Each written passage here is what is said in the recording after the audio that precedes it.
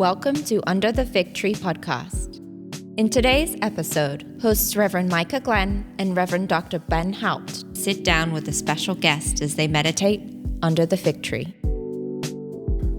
What's up? Welcome back to another episode of Under the Fig Tree. I know we've been a little spotty lately between grad school classes and change of terms, but we're back. I'm your host, Reverend Micah Glenn, the Director of Recruitment here at Concordia Seminary. Dr. Ben Haupt is not with us today, but he'll be joining us back, I believe, for the next episode, but we'll probably be over the next several episodes. It might be me, it might be Ben, it'll be the both of us, it'll be a guest. But we're getting things back rolling. Thank you for all your support. Thank you for continuing to listen. And please continue to share the podcast. If you have any questions that you want us to answer or any topics you'd like to cover, drop them in the comment section below on the YouTube page or email Ben and we'll try to get to those. But today I am joined by a guest, Reverend, soon-to-be Dr. Josh Pfeiffer. I do it all the time. Yeah. I do it all the time because of graduate school. I'm like, well, I'm not doctor yet, but eventually someday in the theory. Lord willing. Yeah, exactly. How are you doing today, bro? Yeah, good. Bit cold, but good. Yeah. Yeah. Well, and it's interesting. So Josh, you're not from the States. I'm not. You're from Australia. I am. And we'll get to that, and you'll be able to tell your story. But as on my way over to the studio, I was like, this is about the time you and your family arrived last year to start school here. Right. So I've been here just over a year now. And we arrived January 1st, in fact, in 2022. And when we left Australia, it was Fahrenheit about 100 degrees. All right. And we arrived in the middle of winter. And so people around here, they're complaining about how cold it is. And I just feel like saying, think about what it's like for Australians, being here. I have lived in St. Louis since I was 11. Mm-hmm. And winter doesn't get any easier. Mm-hmm. I mean, there are colder places in the world for sure, but yikes. Yeah, and it's up and down as well. Like, so yesterday was quite pleasant, sunny, it's fine, and then just you step out the door this morning and back to freezing. Yeah, and sometimes it can be day to day in St. Louis. You just never know. It could start at like 20 degrees in the morning, be like 60 in the afternoon, snow the next day, rain middle of it. It's a mixed bag here around St. Louis. So I'd be like, you'd be able to get used to it and predict it, but nah. I enjoyed it as well. It's still a bit of a novelty for us as well, coming from Australia and seeing snow around and that sort of thing. And so in Australia, is there anywhere, mountains that it might snow? Very localized, very small areas. We have a few ski slopes in southeast of the country in particular, but for the most part, most people would never have seen snow if they just live in Australia. Sure.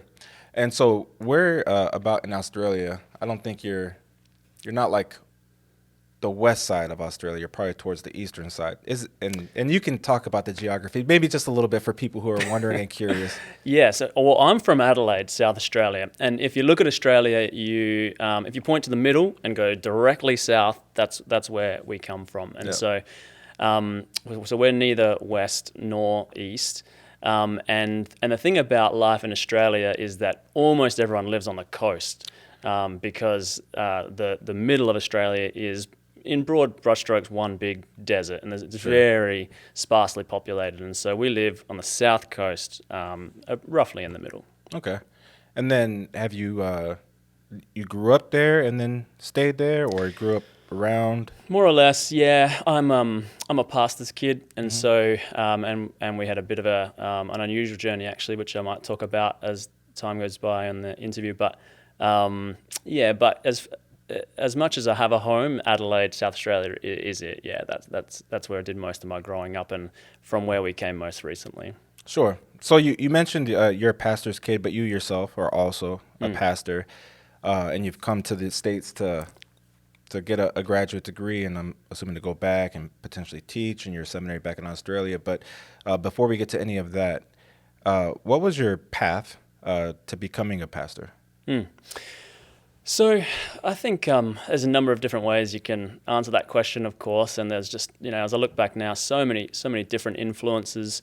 Like a lot of young guys who end up in the ministry, like I sensed some sort of a call earlier on, and And then through my teen years, sort of began to resist that in various ways. But also, like a lot of other people, you just had constantly in my life people around me who were encouraging me to consider this path. And so as I look back, like God, the way God used the church, the body of Christ to encourage me was a significant part. I had a number of really significant pastors in my life as well, other than my father, my dad definitely being one of them. But as I look back, just was really blessed to be under the ministry of faithful pastors and encouraging pastors, inspirational pastors. And so for me, it was a path to emulate in a sense as well. And then as I sort of started wrestling with it more and more, late teens, early 20s, I was still resisting the call to a great extent. I think there were two key things that happened. One of them was that somebody said to me along the way, you don't have to sign your life away on the first day, so you can, in a sense, you're taking a step to be a student, not to be a pastor yet. Right. And that just took the load off my shoulders in a sense. I thought I was good going, I'd love to go study the Bible every day. That'd be great, and then we'll work out the pastor business later. And so that was a key thing in my journey into it. And then the other thing was, I remember, so my dad was actually teaching at the seminary at the time. For a lot of years he taught at our seminary in Australia. And I called him, and the person transferred me to the wrong office, and I got talking to another professor and talking about my struggles to whether to come or not. And he said something which sounds strange to a lot of people, but most pastors or prospective students sort of get this, it resonates. He said, Josh, being a pastor isn't something you really decide to do. It's something you do when you realize you have no other choice. And I was like, that makes sense. I just cannot imagine doing anything else, even though there's a part of me that doesn't want to do Sure. this. And so that was significant as well and got me over the line. And once I got to seminary, I just loved it. Yeah. Absolutely loved it. Well, and people ask me that type of question all the time. I take a lot of phone calls. Some of these, I'm thinking about ministry.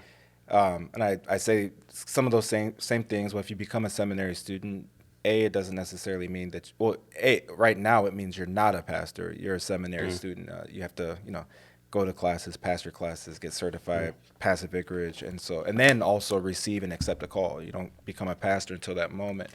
And then people ask about, like, is being a pastor hard? And it's like, well, some days. But on a lot of days, I get to study, preach, and teach God's word.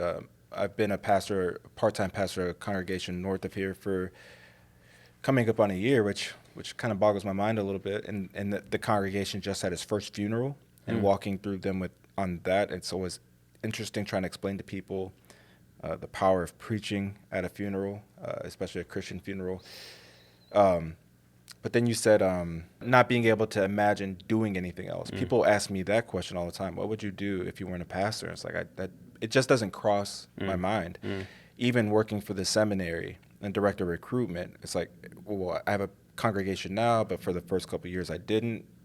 But it's like I wouldn't do anything else, because even if I'm not serving a congregation, I'm still serving the church, and that's just what God has called me to do. Yeah. And a lot of young guys don't realize that when they're constantly thinking about how you would preach that text, or how you would share the gospel in this context, or whatever it is, not everyone's like that, actually. And that if you're like that, you're unusual, and that may be God stirring that call in you. So yeah, and I mean, think about Jonah. Or you just never know. If he wants you, he's going to get you one way or the other. So here in the States, we kind of have somewhat of a system that's still in place, where we have our Concordia universities, we have our pre-seminary programs.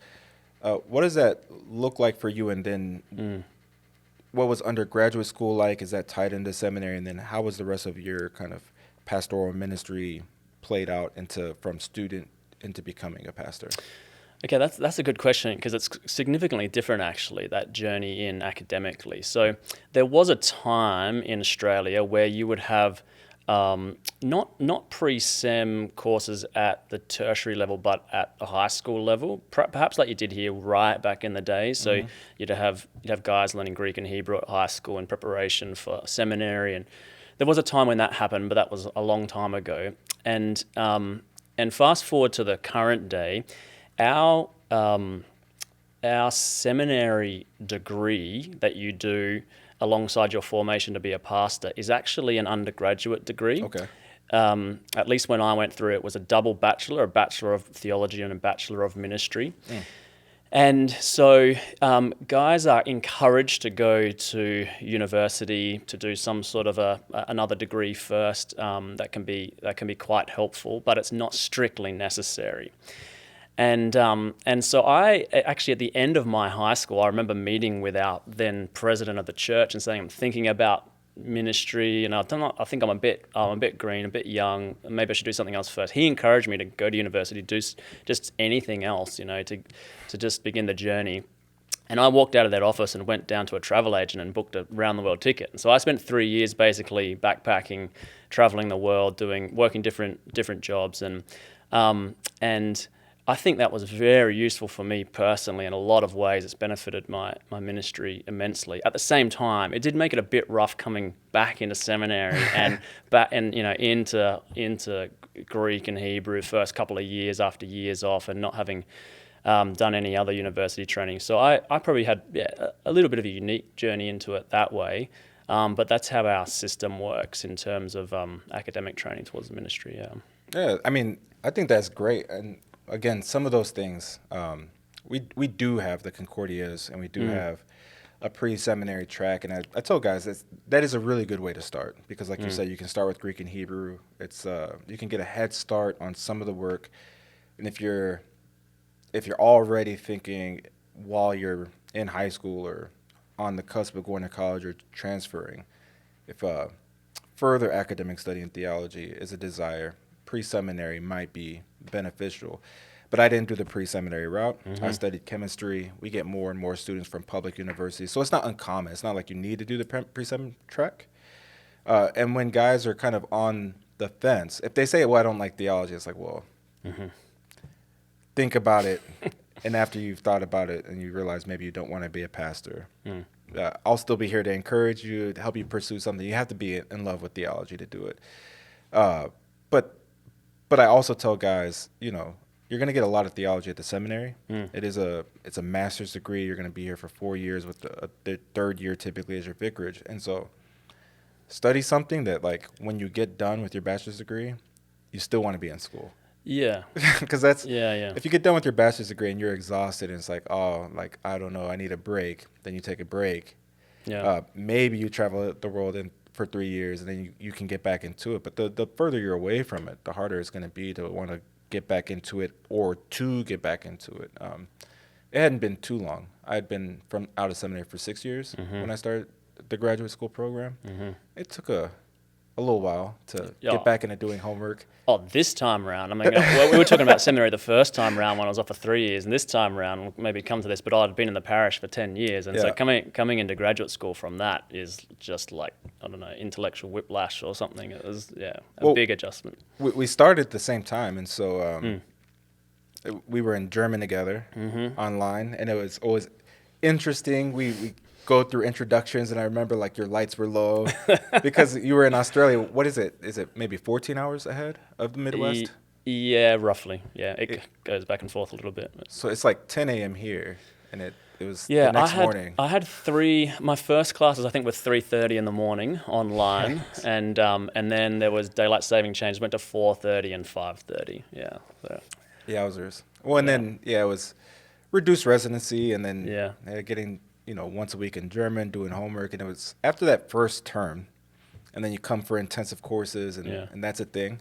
Yeah. And you've written papers, you've read a ton, and then you come to classes for 2 hours a day, and you're an expert on whatever you read. Yeah, sure. Yeah.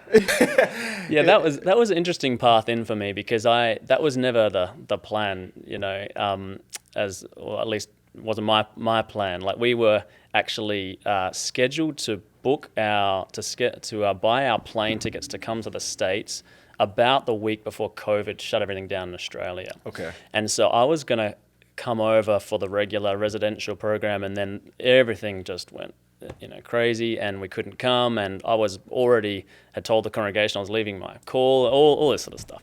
Anyway, and so then was very thankful that at some point Dr. Holke here at the seminary suggested, she said, we got this thing called reduced residency. Yeah. Maybe you could start a couple of units from Australia, and that'll at least get you started.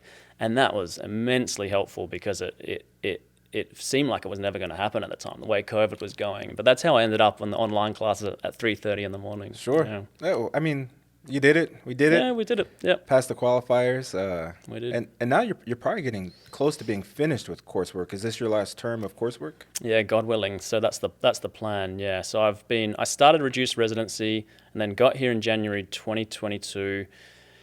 Transitioned into the residential program and been working hard since then through the coursework, and now it's so what are we, winter just coming into spring 2023, right? And with this semester and then just finishing off one reduced residency in the summer, okay, I would have completed my coursework requirements for the PhD. Yeah, I used to say I wasn't in a rush to get done with classes, but now we're a year and a half in, and I'm looking at schedules for classes. It's like, how many classes can I actually do at one time without going completely insane with family and work still? Because it's a little bit of a grind, but it is a good one. Like, I never leave a class or get done with a course or get finished reading a book or writing a paper. There's relief, but it's always a joy. I really like the way the program is set up here. Like when we're looking at graduate studies, I looked at different programs around the world, and there's different approaches to the extent to which you do coursework in a PhD and then move into a dissertation writing phase. And I think for me at least, the balance, the program here is really, really good. So you have this coursework phase first, and then you go into your exams and then your writing phase. And a part of me feels like, I could stay around here doing coursework forever because every course is great and there's all these great professors. But then also somewhere along that journey, you start to sense this shift of, I really need to be pushed to make my own contribution now, to have something to say. And this has helped me build up my academic muscle, as one professor put it to me at the start, this coursework. But there comes a point at which, you need to make that shift and think about what are you going to contribute to this conversation now in your writing. And I feel well prepared for that and ready to make that transition through the exams into that phase. So Sure. Well, and I had ideas of topics that I wanted to cover. And then, you take classes, and then you get exposed to things that you don't in your seminary training, because it's a very different type of thing. In seminary, getting prepared to become a pastor. And you're a theologian, but then in the graduate school, it's from a purely academic side. And I joined a department in doctrinal theology that I'm not saying it wouldn't have been my first choice, but it wasn't like what I thought I was going to pursue a PhD in. And then I took a class with Dr. Sanchez on the Holy Spirit, and then I was like, oh, wait, there's a lot of theology on the Holy Spirit that we just haven't needed to write about historically as a church. But now, in the space of the world that we live in, it's like maybe we should be trying to contribute something to this so that people aren't turning to sources that aren't as good as maybe our theology might have something to say about. I remember talking to you before and after that class, and you could see that just been one of those moments in you that had shifted, and like not everyone has that. Some, I've heard of people that come to graduate school with an idea their first day, and that's what they end up doing. Right. But I think for most people, there's all sorts of twists and turns and challenges, and sometimes brand new insights. And after that class, I could just see, this is something that captured his imagination. And big time. Yeah, and now it's like one of those things where it's like I can't unsee it anymore. And so we have different departments. We have exegetical studies, which is the Bible, doctrinal theology, systematics, history, and then we have practical theology, and that's the department that you're in. I am. Yeah. So in Australia, we would sometimes call it pastoral theology, and which is another name, practical theology. And so in some sense, it's taking everything else that you learn in the rest of seminary and thinking, how do we actually put this into practice in the life of the church, in the world? But then in the graduate school, this takes on a specific shape. And so they have concentrations in each department. And the concentration for the practical department here at the seminary is called theology and culture. Right. And so it's particularly wanting to think about those intersections between the church and the world, theology and culture, how we speak our theology, our witness to Christ specifically today in the places we find ourselves, and how what's going on out there in the world, in the culture, affects how we think about our theology. So that's the department I'm in, the concentration. I looked at the practical department, and then even within that, and so we get very microscopic. You go, so like, I'm in doctrinal theology, systematics, but then you go to like something specific within our doctrine. Do you want to look on justification? Do you want to look at the Lord's Supper? Because we have doctrines on a ton of things. And I've chosen third article theology, right? The Holy Spirit. But then from a practical perspective, you have like things like counseling. When I was in Ferguson, I used to tell people all the time I do pastoral counseling, and they thought like I was a cheap or free clinical counselor. It's like, listen, no, I can't help you with any of that. I can help you with your relationship with God. That's what pastoral counseling is. But then we have like things like counseling, teaching, and then you've chosen preaching as like a continued focus, right? Or That's right. Yeah. So I've always been interested in preaching. Sometimes in seminary circles, it's called homiletics. Yep. And there's also a special emphasis on that here in the practical department of the seminary. And there's some very well-established homileticians, professors of preaching here at the seminary. And so there's a number of guys who are studying, who are particularly interested in homiletics, in the graduate school here. Yeah. No, we have some really good ones. And I was blessed to be able to be taught by some. Well, we could talk about advisors and things like that. But I want to rewind just a little bit. So for most of our listeners, I've never actually studied a map of where people listen to us. But I imagine most people who listen to Under the Fig Tree aren't very familiar with the church in Australia. And like you did with your travel experience of 3 years, kind of pre-seminary, I tell people all the time, travel, if you have an opportunity, travel within the United States, because every state's going to be a little bit different. But if you have any opportunity to get out of the U.S., and we have study abroad opportunities with the seminary, the Concordias do as well for a semester. Ours is for a year. And I went and studied in England. My wife Dorothy is from North London, Northwest London. Anyway, and it's Cambridge, England. It's like who's if you have the opportunity and you don't go, you have missed out. You've missed the boat.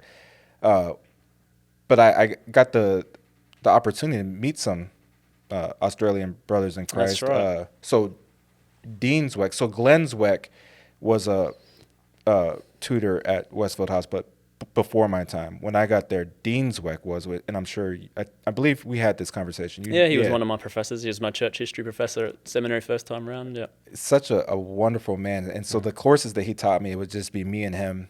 And it's always kind of this, at first, this intimidating thing, because I had him for Catholic epistles. So you show up with the translation, and you can't hide behind anyone. You're the one translating the entire text. So me and him, we'd read it out loud in Greek, then I translate it, then we talk about it, and wrote a paper. But also,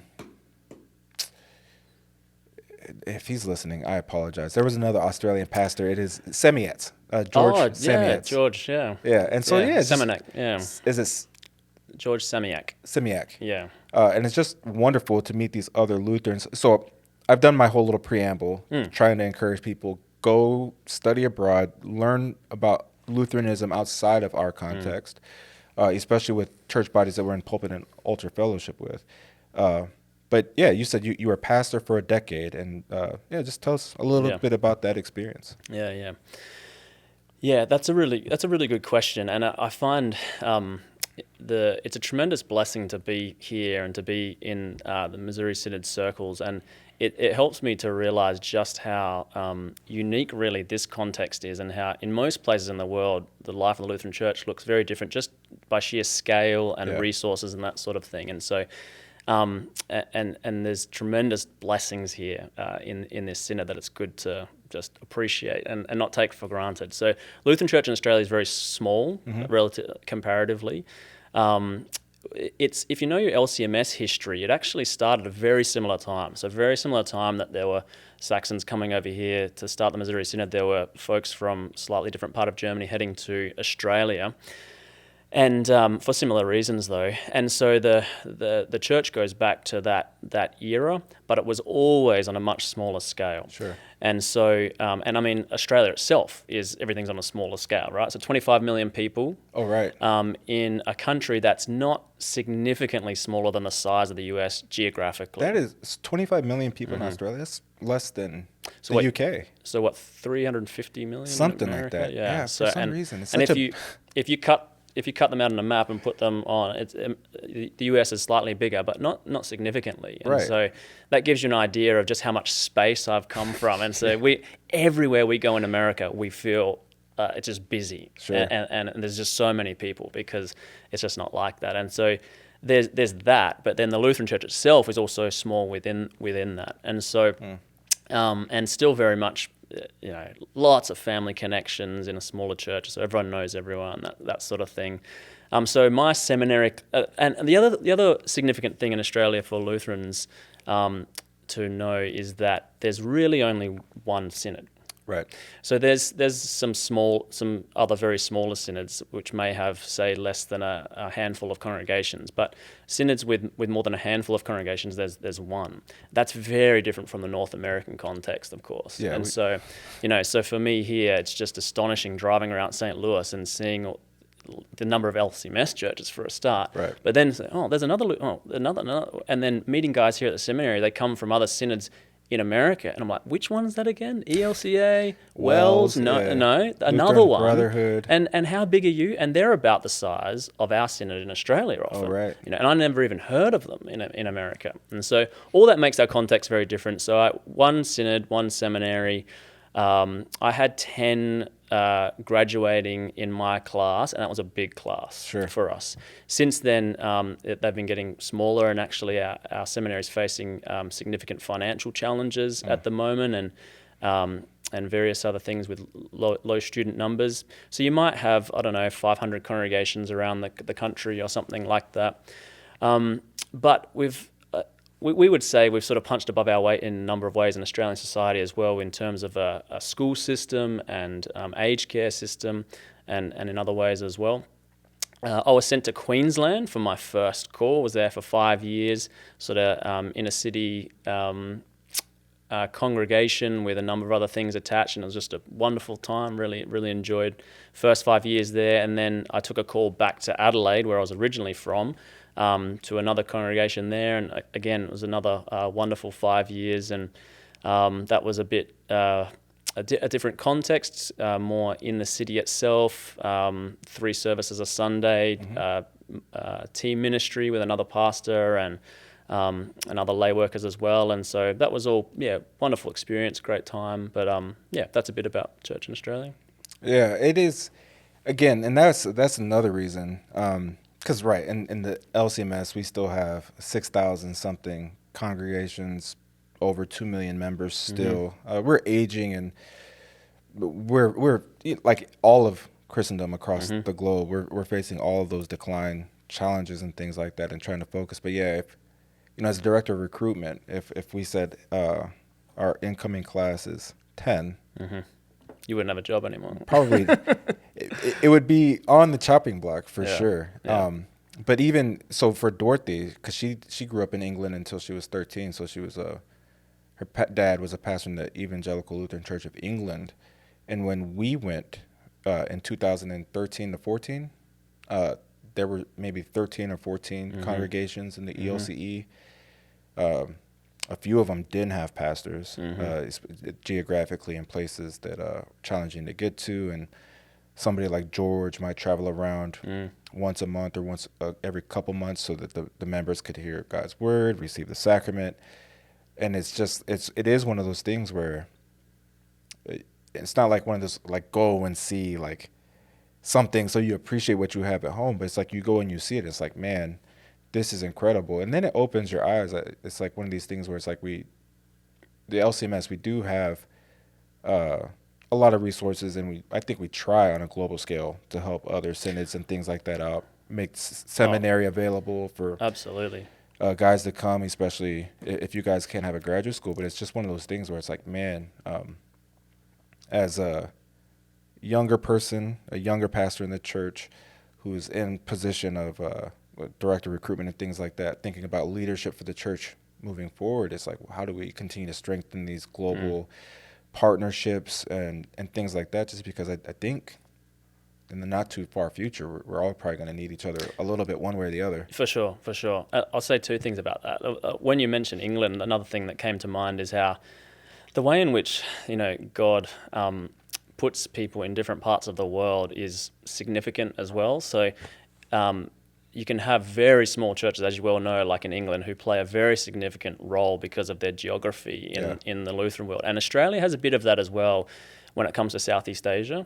And so we've had a relatively small church, a relatively small seminary, and yet we've had a very significant role in Southeast Asia, both in sending missionaries, particularly if you go way back, and then in training future leaders through our seminary. So, for example, the Lutheran Church in Papua New Guinea would be, I think off the top of my head, easily 20 times bigger than the Lutheran Church in Australia, and the missionaries that went there were the Lutherans in Australia played a significant role in sending them there. Yep. Many of the leaders throughout Southeast Asia in the Lutheran churches have been had significant training at our seminary in Adelaide in Australia, and so there's this sort of it's not all about numbers. There's this disproportionate thing that happens in a number of ways that's significant. That's one thing that I want to mention. The other thing is just you mentioned about the way that the LCMS does support worldwide Lutheranism. It really is a tremendous blessing of this church, I've got to say, and it's amazing to me to receive the hospitality, the support, the generosity that we have in this place.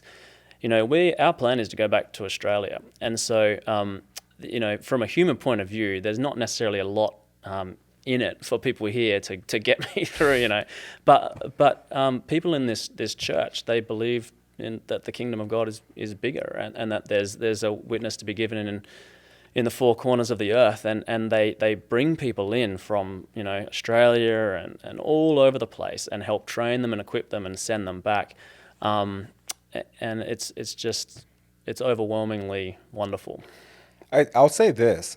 On our end of things, I think it is a little bit tough. We don't say it because we know it's bigger than us, but we get bright people from around the globe that are also Lutherans, altar and pulpit fellowship. They come and become students here, and I think in our minds we're like, man, what would it be like if Josh Pfeiffer and his family stayed in the States? What would that contribute to the church? Because I think it would be tremendous. But of course, you're needed back home in Australia, and who knows down the road, maybe someday. But it is one of those things. Like I tell people all the time, it's interesting. Like not a ton of Lutherans in England, but I say this and I say it confidently. Westfield House is like the crossroads of global Lutheranism. Like so many other Lutherans, and then you go there, you study there, you meet some people, and then somebody from Australia that I've never met before. Yeah, we have connections back to Westfield House. It happens all the time. So I was working in a bed and breakfast in northeastern England. My dad was at a Luther conference in Germany. I met him and Pastor George Samiak where? Cambridge, Westfield House. It's literally the crossroads, yeah. If anybody's doing international mission or anything like that, and they have Heathrow, such a massive international airport, they'll have like a 1 or 2 day layover. They don't stick around and tour London. They take a train to Cambridge for a day or two. While you're here, because I know Kim is still in school doing her MA. Her and Dorothy started last fall together, my wife. My wife, yeah. And so you'll be around for a little bit longer. I'm sure that Ben probably had some questions for you, so we'll have to have you back on, maybe with another graduate student, so we can riff on graduate school a little bit more and get more people interested in that. I remember a couple of my professors when I was in seminary, and I think this is still true. They were very encouraging of guys. They said, we need more PhDs in the church, not necessarily because it's a requirement to become a professor. There's only so many faculty positions. And that's me, by the way. There's not necessarily any plans to go and teach at our seminary in Australia. It's part of a desire to have a better equipped pastorate and church in general in all sorts of ways that brings benefits to the wider church. Yeah, exactly. It's the same thing for me. People ask, it's like, well, if I become a faculty member, that's fine. But it's the same thing. It's like, I don't know what the future holds. I get done with my Ph.D. professional YouTuber. Yeah. Well, we'll see. Subscribe and share, guys. Subscribe and share. The dream. But we're looking at time a little bit, and we still have a couple things to do. Most important thing on the entire podcast, beyond your story, of course, which is fascinating. I would just love to get more and more into the Church of Australia. Maybe that's a series someday. Global Lutheranism. Anyway, we've come to a segment called "Ripe for the Picking." Leave it on the tree, where I will ask you about some of the most subjective things that the world has to offer.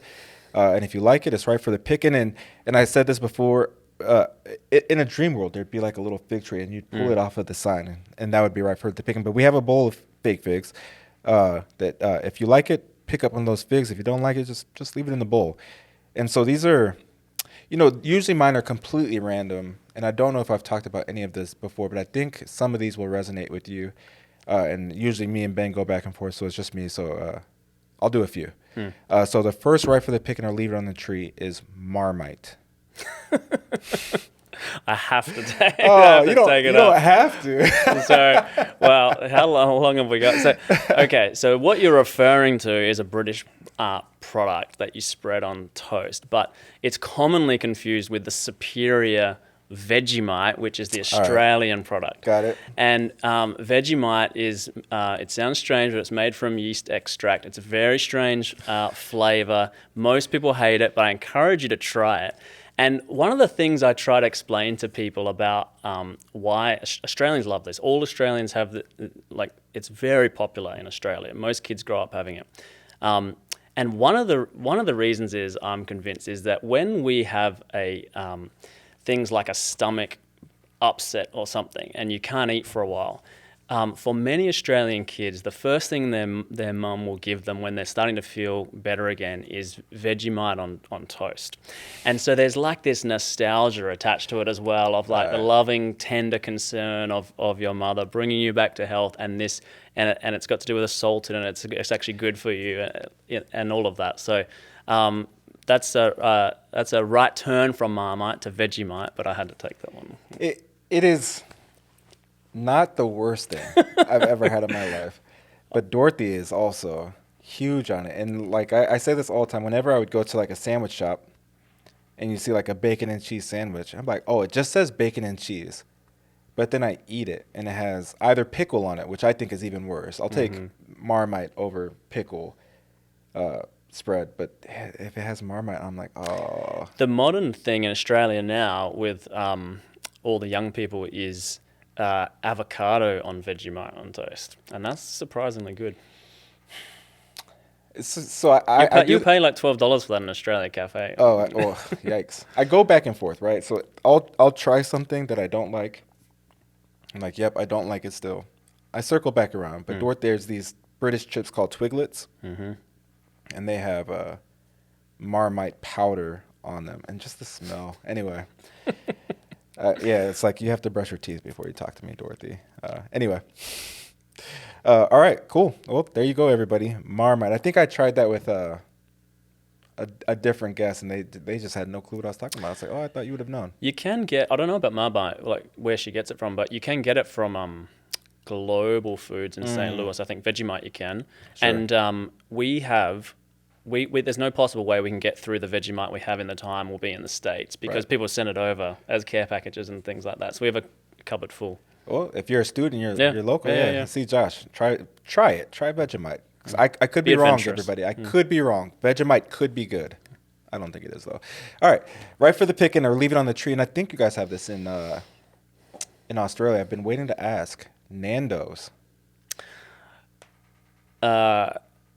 We do not. Well, I think we do, but I didn't know it in Australia. All right, so it's just leave it on the tree because leave it on the tree. Had it. Yeah. All right. Eventually, guys, we're gonna have a guest on here. Ben has had Nando's because I only ever had it in England, and it was like maybe my first trip there.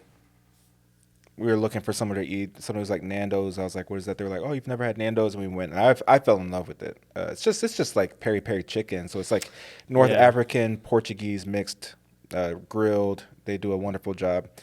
And then it started to get to America. There's one in D.C. That was the only one I knew of. And the one time I went to D.C., naturally, ate Nando's. But now they're in Chicago whenever I go. I don't skip it. Yeah. So if you get to Chicago while you're still in the Yeah. States, Yeah. try Nando's. I think we do, but I'm for some reason blanking on this a bit. All right. That's all right. Like, sometimes we ask and things hit, things miss. All right. Ripe for the picking or leave it on the tree. Phone cases that clip to your belt. Leave it on the tree. Not a Dwight Schrute kind of guy. You want easy access to your phone? Leave it on the tree. I'm 100% with you. If anybody's listening and you do wear a phone clipped to your belt, first and foremost, modern phones easily fit into your pocket, and it's more secure there anyway. It's just a goofy thing. Yeah. Now, my father-in-law on the building site would do that because of banging up against things all the time and whatever, and it's this big protective thing. Probably like an OtterBox. Yeah. You need a thumbprint to unlock, That's and a it very snaps practical. in. Yeah. When it's practical, anything that's practical like that because of your job and things like that, well, I can't argue against that. And then I guess if you do it for work and it's just what you're used to, fine. But if you went to the cell phone store and you bought a phone and you said, I need a case, and you intentionally bought a case that clips to your belt and your phone clips to the outside of your pocket, it's just strange, man. It's 2023. Well, if you do, Jesus loves you too. He does. He does indeed. Back in the day, but not anymore. All right. Ripe for the picking, leave it on the tree, the Shrek series. I suppose I'll take it. The first one, I think was a bit of a classic, really. And then it's been interesting because I guess I'm trying to think how old I would have been. I feel like I would have been too old to really be enjoying the first one, but I sort of feel like I did. I don't know how old we were. But then I've watched my children sort of pick up on subsequent ones, and yeah, they seem to be just milking the franchise a bit as far as I can tell. Sure. It's right for the picking for me. But I'm with you. I don't remember how, because we're about the same age. Yeah, I'm 39. Yeah. And so I don't know how old we were when the first one came out. But the first one is just kind of the classic. A lot of classic lines, yeah. Yeah, and it's hard to follow up, and then it's like the first one does well. You have to do bigger and better. You have to go on. All right. So you've been in the States for a year. You've been to the States before that, of course. I'm going through. Maybe I should have. Oh, you know what?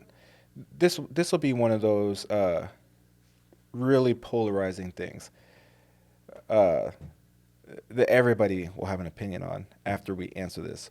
Right for the picking, leave it on the tree. Church coffee.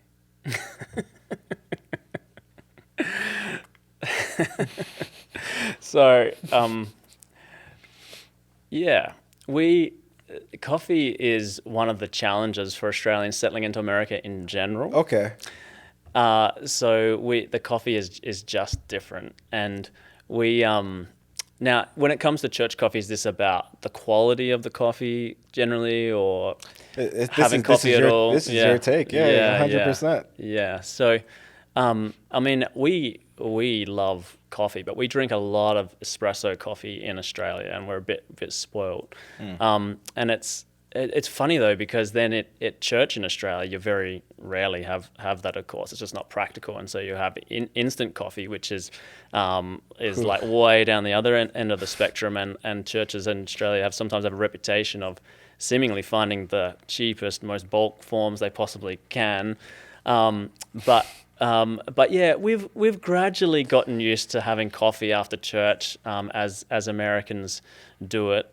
But it still just doesn't quite do it for us. And we drink more milk in our coffee, and there's never milk, of course. And so we try half and half, and it's okay, and a bit of crema maybe. It's just, we just can't quite make it work for us. But we're adjusting as best we can. Sure. I didn't even think about it that way, that there'd be a little bit of a culture mashup, because of course, in England, it's tea. Yeah, well, that's the other thing is we'll always have coffee and tea. Yeah. And so we would think if we don't like the cup, oh, fine, just have tea. But yeah. And then a cup of tea is a particular way, and if you just say, "Give me a cup of tea," you're gonna get it with they'll say 1 or 2 lumps, and if you don't say 1 or 2, they're gonna look at you like you're crazy if you don't want sugar in your tea.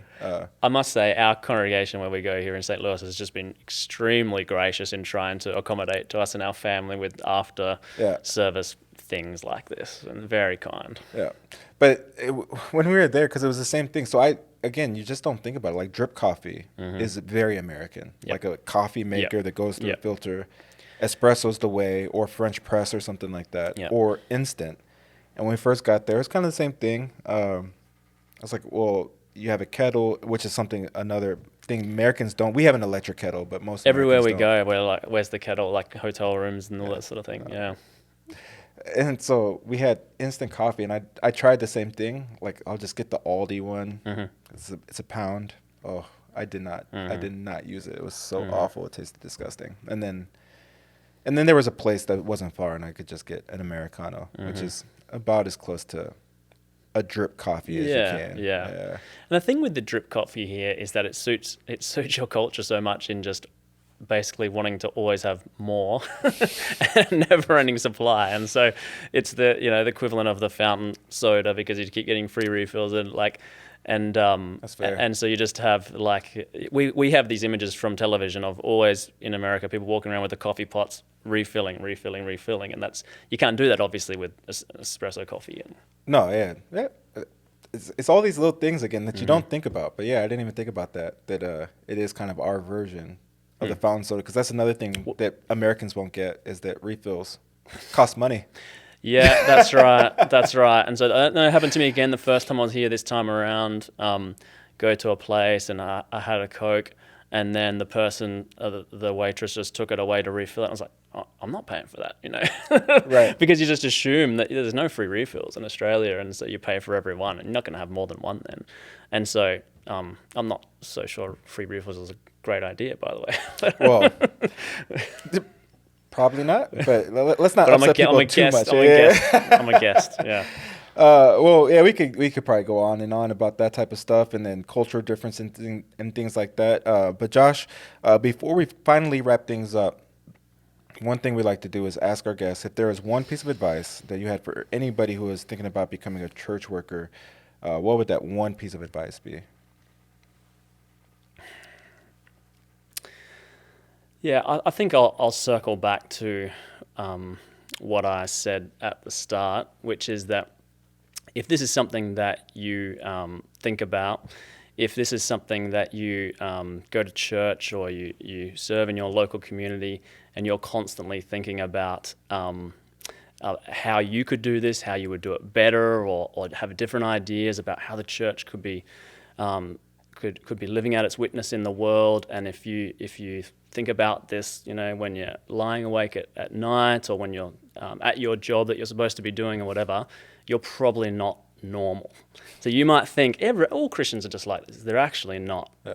Most Christians don't necessarily think about these things all the time, and it's quite possible that that's part of how God's made you, how God's shaping you by His Spirit, how He's leading you. And so if you're having those sorts of thoughts and feelings, I've seen a lot of older folk that have had them for many years, and they've never gone away, and they come to it later. And so if that's happening for you, it might be a good time to test it out. I think that's great advice. Well, Josh, it's been a pleasure having you on. Again, we'll try to have you on again before you leave. It'd be a great episode just to take a deeper dive into global Lutheranism and give people that kind of perspective of what's beyond the local congregation in America, and then what's beyond the LCMS.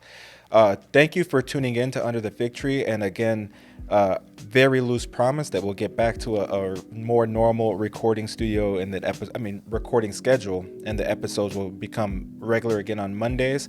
And as always, if you're thinking about becoming a church worker even a little bit and you're not quite sure yet, reach out to us. Go to csl.edu, find the request for information, submit the link so we know who you are and where you are, so we can begin that conversation. Or if you know somebody in your congregation and you've always thought, man, this person would be a good pastor, deaconess, teacher, don't think about it. Make sure to tell them, because maybe that's the encouragement that they need. to begin to pursue this idea and to reach out to us and contact us. Make sure to share the episode, press the like button, help us spread the word under the fig tree, and we'll see you here next time. Take care, everyone.